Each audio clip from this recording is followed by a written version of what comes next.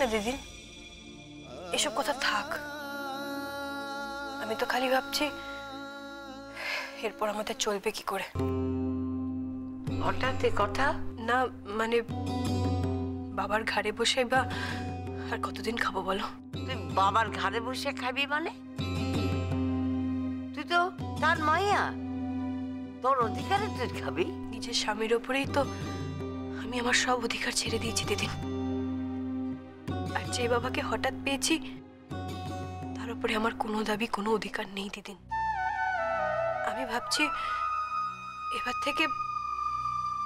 থেকে লেখাপড়ার সাথে সাথে আমি কিছু রোজগার করারও চেষ্টা করব। সে কি, তুই লেখাপড়াও করবি আবার রোজগারও করবি? কেমনে করবি শালুক?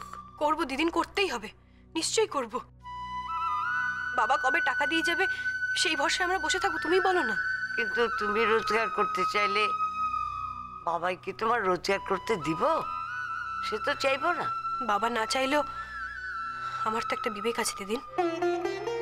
আমি তো এখন কলেজে পড়বো, আর তার সঙ্গে সঙ্গে একটু রোজগার করলে আমাদের দুজনের ঠিক চলে যাবে দিদিন।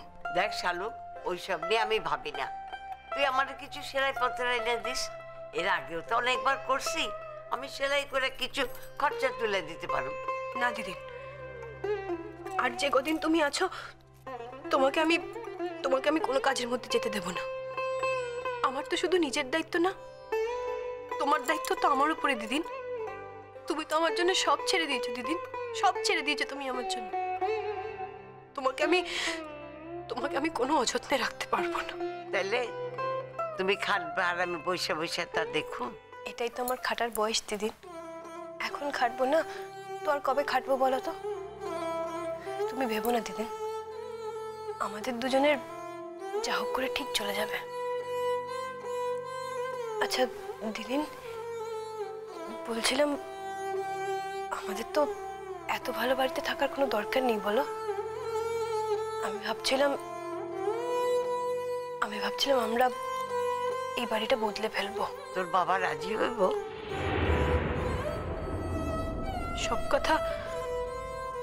সব কথা বাবাকে জানানোর কি আছে?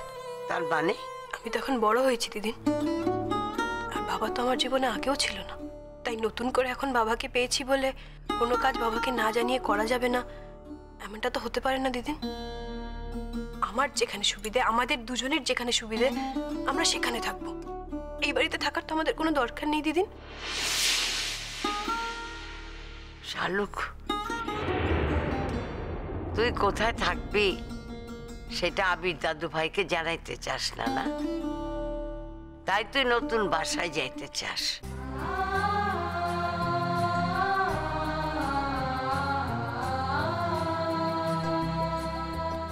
আমি জানি দিদি, আমি জানি আমি যতই অভিমান করি ওর উপর, আজ নয়তো কাল আমার নিষেধ অমান্য করে ও ঠিক আসবে। প্লিজ ডোন্ট ক্রাই দিদি। ও মা, মা কি কাঁদছে? বারণ করো না কাঁদতে। ও বাবা কি কাঁদছে দেখি, প্লিজ তুমি কেঁদো না। তুমি কাঁদলে আমার এতটা কষ্ট হয় না। আমি জানি যে সবার সামনে বিয়ের আসরে তোমাকে যেরকম আমি অপমান করেছি, যেভাবে হিউমিলিয়েট করেছি, তুমি বলেই হয়তো, শুধুমাত্র তুমি বলেই হয়তো আমাকে বিয়েটা শেষ করতে দেবে। অন্য কেউ হলে হয়তো এতক্ষণে মুখ ফিরিয়ে চলে যেত। আমি জানি জানি তুমি আমাকে শাস্তি দাও, তুমি যা শাস্তি দেবে আমি মাথা পেতে নেব। তো আর যাই করো, এটা ভেঙে দিও না দেখি প্লিজ। আর যাই করো, বিয়েটা ভেঙে দিও না।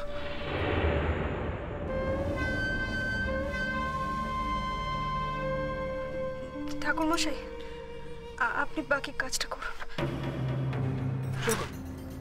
দেখি বসো। না দেখি না, এই বিয়েটা তুই করবি না।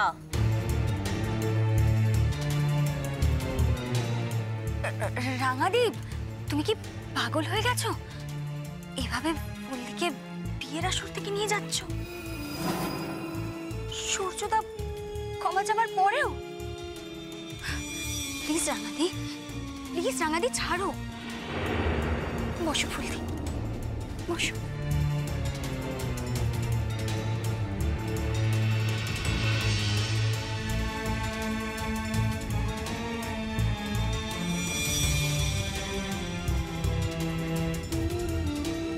এই বিয়ে আমি কিছুতেই ভাঙতে দেব না।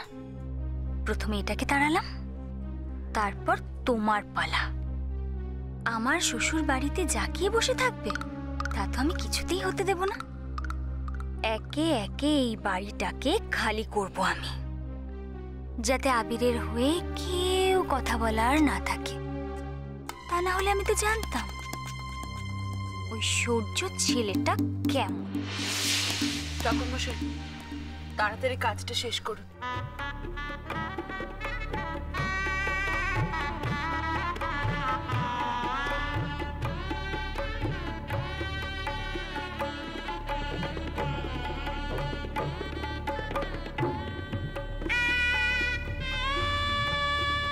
ওং বিষ্ণং ওং বিষ্ণং ওং বিষ্ণং ওং তদো বিষ্ণং পরমপদম সদা বসন্তি।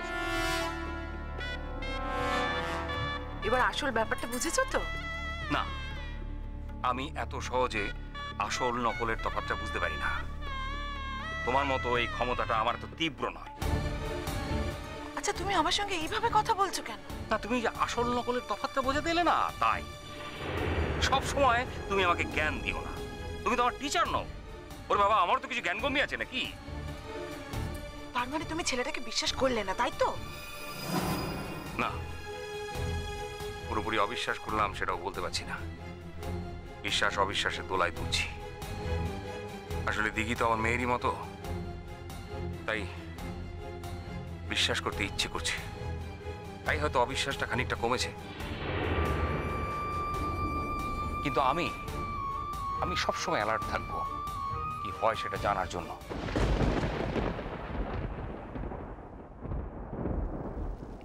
দেখি, তুমি আমাকে ক্ষমা করলে তো? যে কাজটা করছো শেষ করো। না দেখি, তুমি আগে বলো তুমি আমাকে ক্ষমা করেছো। এই যে সিঁদুর আমি তোমার স্মৃতিতে ছোঁয়াবো, আমি কথা দিচ্ছি জীবনের শেষ রক্তবিন্দু দিয়ে এর দাম দেবার আমি চেষ্টা করব।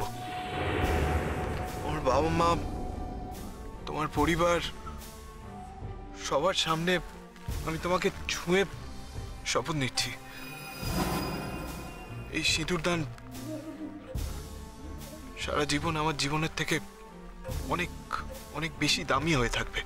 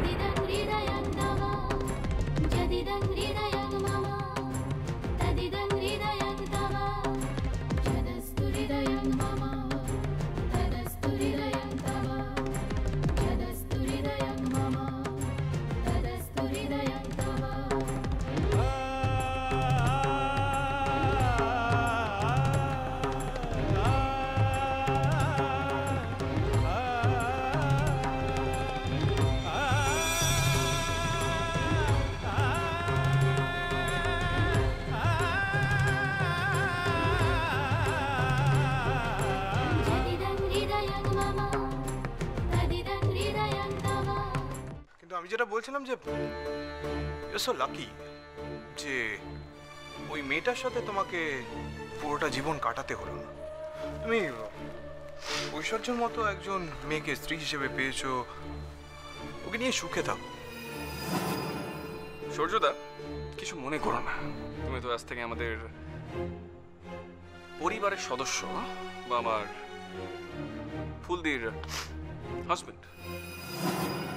তার মানে এটা নয় তুমি একজন অ্যাডাল্টের পার্সোনাল লাইফে ঢুকতে যাবে।